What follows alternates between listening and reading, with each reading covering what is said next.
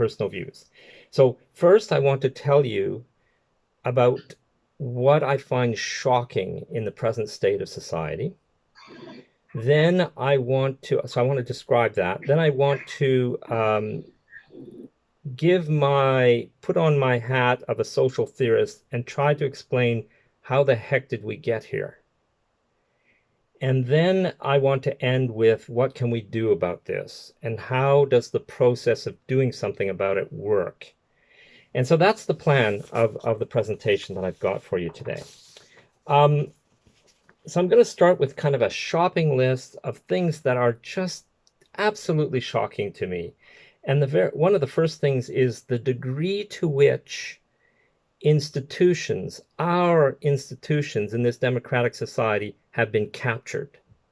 They are serving a hierarchy of power and control. They've been captured, whether they're hospitals or schools or universities, government agencies, the institutions have been captured. But the degree to which that is true, which ties in also to the degree to which professionals have lost professional independence.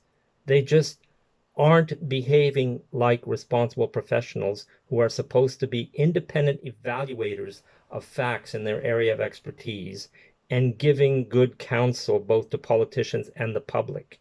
Where are the professionals? Where are the scientists? Where are the teachers?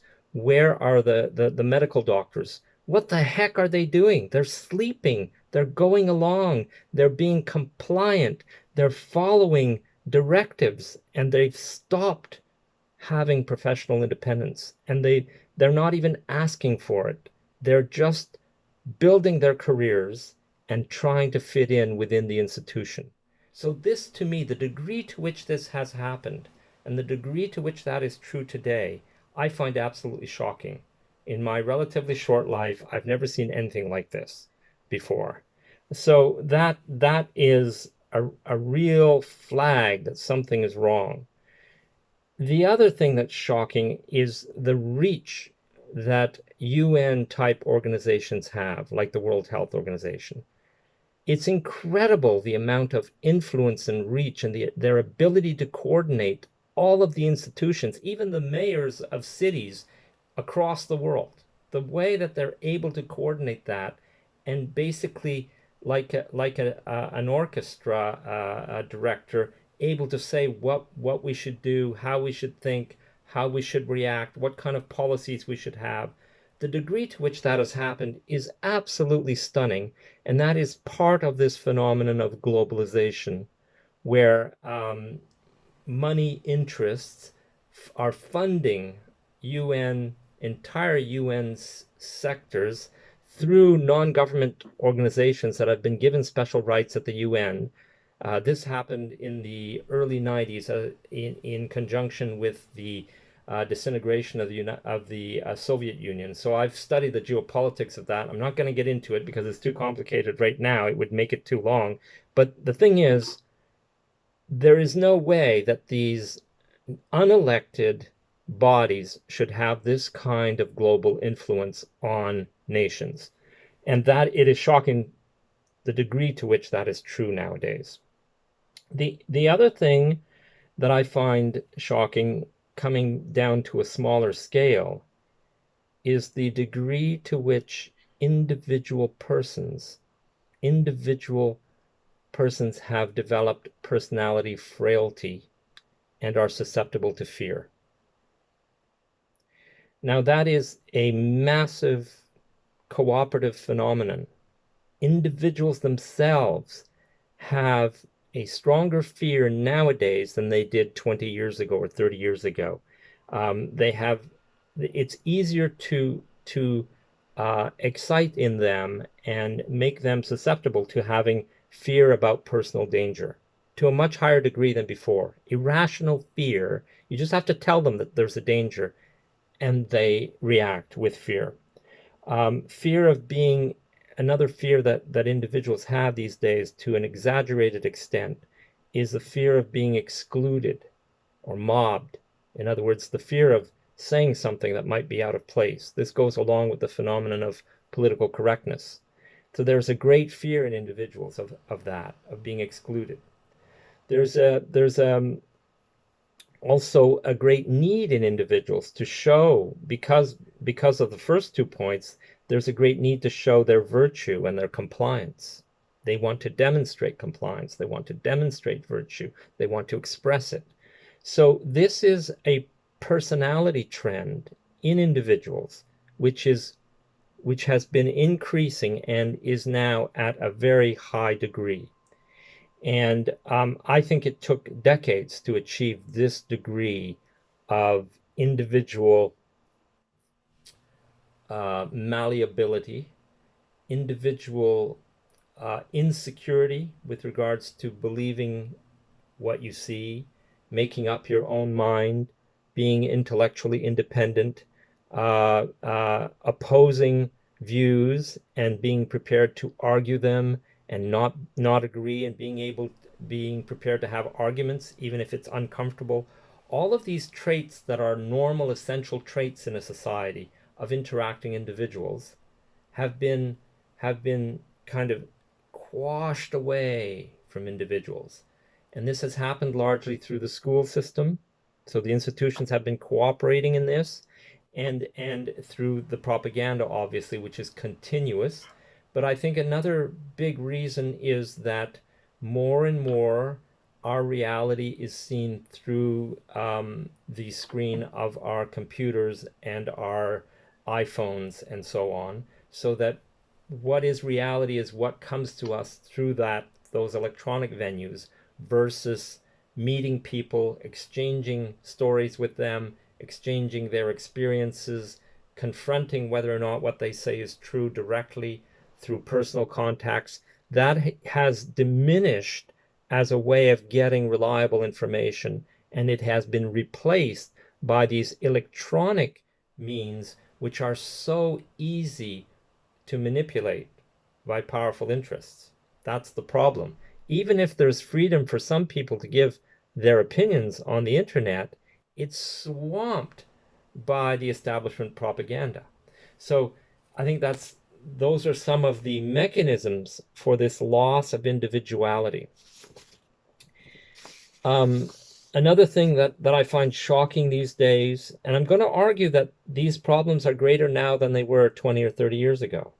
It wasn't this, I sincerely believe that it was not like this after the Second World War in the 50s and 60s and 70s. It was not this bad. It was nothing like this. And I think one can objectively demonstrate that it's gotten worse.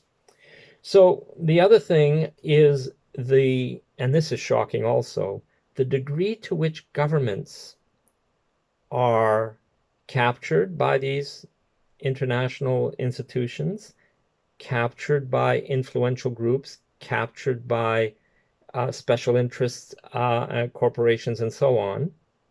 The degree to which the governments themselves are thoughtless. They don't rely on in-house expertise. They don't rely on developing in-house expertise and having strong scientific teams of independent thinkers that then can give them counsel. They've stopped relying on that. They've become thoughtless, and they are extraordinarily reckless. That is just shocking. It is so reckless to be launching into this huge social experiment with regards to COVID. It's so irresponsible. So they're willing to go along with these massive social experiments.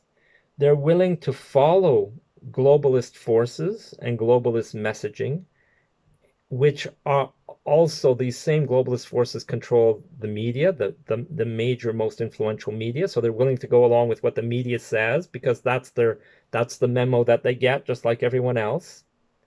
They're willing to do all of this, our governments now, but there's a catch. They're willing to do it provided that public opinion goes along with it, mostly goes along with it. Okay? That's the control on governments, is they don't dare have a revolt. They don't dare people completely get angry with them, want to vote them out and elect some government they've never seen before, and change things around completely. They're worried about that. They don't want to be thrown out of office and have everyone not cooperate whatsoever. So they're willing to go along as long as they see that the media are dragging us along in terms of public opinion. So if the majority of people have a public opinion that they want to be secured in their health by these measures, then the governments feel they can do this and they can push it, and they can be aggressive and punish the ones that don't go along because they're a minority of people, and the majority will cheer the government on when they get aggressive like this. So this is one of the conditions they need, is that we go along. A good example of that is the example of Australia. Australia is known to be one of the most vicious police states during COVID. And we've seen the videos. It's very true. The Australian police are just wild. They're crazy. And one of the reasons, if you look at the opinion poll data, Australia in the Western world is the country that has the greatest degree of agreeing with the idea that vaccines are a good idea and that we should all be vaccinated. Okay, so it's not an accident that there is this public opinion that really goes along with these health concerns in Australia, and the police can be very vicious against the outliers, if you like, the people who don't agree, because they're in such a minority, and they're not going to lose public opinion by doing this. So, but still, the fact that governments are willing to do this, are willing to sacrifice a vocal part of the population, that and be very aggressive with them and push these massive social experiments, is shocking. It's shocking. I've never seen anything like it before. None of us have, I don't think. The other thing that I find very surprising, and that it's shocking even, is the degree. I'm still going through this list of the shocking things that I see in present society before I try to explain how we got there. The degree to which individuals and governments and everybody has trust in the medical establishment, has belief that actually we believe that the medical establishment is actually doing more good than harm, and is actually helping us more than they might harm us. We believe that firmly. And that belief is contrary to evidence. I mean, the medical treatments and medical prescriptions and so on are a leading cause of death, straight up. Never mind the harm that they cause. If you just look at deaths, they're the third leading cause of death. This is admitted by all the experts in the field. This is not a controversial point. Medicine is the third leading cause of death in Western countries. It's medicine itself is not evidence-based. The biggest experts have said it, even recently again. There is not good evidence for these aggressive treatments that are being prescribed. There's usually not good, high quality, policy grade, treatment grade evidence available. They just do it. They do it on the basis of second-rate evidence. And more within medicine, they don't do comparative studies. They don't do trials where you compare not giving the treatment to giving the treatment. And the reason they don't is because they argue that it would be unethical within the trial to not give the treatment to some of the subjects. I mean, that's how absurd it is. We don't know how effective the treatment is. It's marginally effective. We want to do a study that tests this, and it's starting to become unethical to not give the treatment to some people to find out if it's an effective treatment. That's the level of crazy that we're at now. So I find it very shocking that the medical establishment has captured us to this degree. There are great doctors. There are wonderful doctors. There are whistleblower doctors. There are, there's a minority of professionals that are really fighting against this craziness, but it's still shocking the degree to which medicine as a whole operates, and that we just tend to go along. Those things that I just enumerated are extreme at the moment. These are extreme characteristics of our society. They're huge signals that something has gone wrong. And so now I move into the second point that I wanted to make. How did we get here? Well, I think that there's a word that has to be used, and it's a word that people don't like to say sometimes, but this very important word is fascism. Fascism is a very real social phenomenon. All societies are dominance hierarchies, and influential people that are at the top tend to want more and be more assured of their continued control, and they have more influence on the laws and policies. And so there is a gradual progression in society, a steady, slow march towards an extreme state, which is fascism. And that has occurred in every society that is organized, that is large enough. There are balancing forces against that steady march toward fascism, and they are based on resistance. They are based on the individuals not wanting to go along and on resisting it. But there is this steady march. It's a very real phenomenon. And we're very fortunate to have some high level science that has been done on this phenomenon very recently. Last year in 2019, um, uh, Joseph Hickey and his supervisor at the time, Professor Davidson, wrote a paper that's entitled Self-Organization and Time Stability of Social Hierarchies.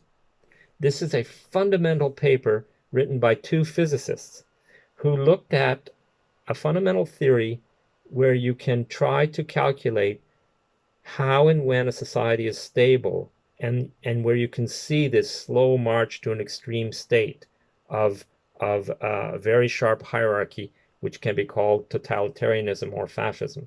So they made a theoretical model that was based on this very simple idea that a society is made up of individuals that interact. They basically interact and they battle for status and for relative position, because that is our nature as social animals. And in these battles, whether you're battling City Hall or someone at work and so on, in these battles, there are two parameters, two basic parameters that are important. One is, how violent is the interaction? How big is the punishment if you lose an interaction or a fight? Okay, so in a state like ours, it might be, how big is the fine that you have to pay if the police decide to charge you, right? That would be how violent the society is. And the other parameter is, how authoritarian is a society? And that means, if you're fighting someone that has more power than you, more status than you, like if you're fighting City Hall, what is the probability that you can actually win sometimes? Is it 100% that you're going to lose all the time? Or if it's less authoritarian, sometimes you'll win.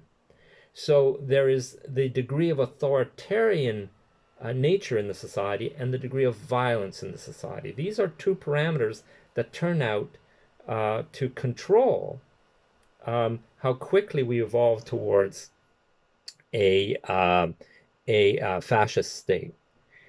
So that is kind of my theoretical social theory understanding of how we got here. We've allowed the society to become more violent and more authoritarian.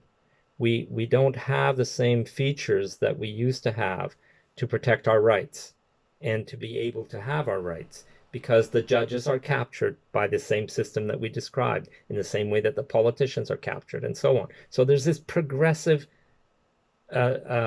structural changes in the society and capture that makes it such that you'll evolve more quickly towards this extreme state until you can roll it back by fighting back, basically. So that may not be very encouraging, but that's how I understand this broad societal process. And so the final part of my presentation is, well, what can we do about it? And I I'm going to give you a personal view about what we can do about it, and it's based on a book that I wrote in 2012. So a lot of the ideas, the background of what I'm about to say is in that book. The book is entitled Hierarchy, there's that word again, Hierarchy and Free Expression in the Fight Against Racism. In the book, the fight against racism represents the fight against all kinds of injustices or discriminations that can be power-based and so on. So that's in that book. I try to explain how you fight this, how you make sure that you don't just run off to a totalitarian state. And I'm going to tell you what I think I discovered through my research and thinking and reading about the many people in history have expressed their views on this. So I'll summarize it as follows. If we're going to change this thing, at its core, you need something very essential. You need an element that has to be there. And that element is the individual has to be prepared to fight back. How the individual decides to do something and whether or not they engage and are willing to take risk, the degree to which individuals themselves are not just compliant, that's the key. You need that element. So basically what that means for us as persons in this struggle, whether it's for vaccine choice or anything else, what it means is that each person has to do what they can by the means that they have. In other words, there's no silver bullet, no perfect or good organizer is going to solve everything. No whistleblowing scientist is going to solve everything. No new politician that is reasonable and starts a movement by himself or herself are going to change anything. You need more than that. Those people are just part of this network, but in that network, you need to have individuals that are dedicated to pushing back. So all of us have to push back however we can using our abilities, and we have to trust our knowledge, and we have to keep learning, and we have to evaluate our thinking and our picture and evaluate whether our tactics are working or not. And so what that means is you do what you can. For example, if masks bother you, you consider the circumstances where you might confront the system by not wearing the mask and see what happens and see if it's worth that effort in the particular circumstances where you try to do it, and then learn from that and so on. So each person does what they can, whether it's in their schools, at their work, in shopping, and so on. And the important element of doing what you can, because it can be dangerous to have these actions, the very important thing that you have to do is make sure that you're not isolated and that they cannot eliminate you easily. So that's why we need groups. That's why we need organization. That's why we need social media. That's why we need the networks. We have to be part of groups. So part of your pushing back has to be connecting to others and making sure that you have the security of many people. But without the individual doing it, that security in itself is not going to do it. It's not going to be successful. That's the lesson that we need to learn and that we have forgotten. They have taken that lesson away from us. We used to know this in the 50s and 60s and 70s. We've forgotten it. We think that it's enough to just organize and have a good message and to get the message out and to give good information and to do good studies and then convey them. It's not enough. All of those steps are support, but the essential ingredient that's often missing is the individuals themselves willing to put themselves out there, willing to push, willing to go and meet the teacher or the principal and explain to them that they feel that these masks are harming your children and why. Willing to do all those extra efforts and push as far as you can that you think it's effective, not too far that you alienate everybody in your environment, you get isolated and you get taken out.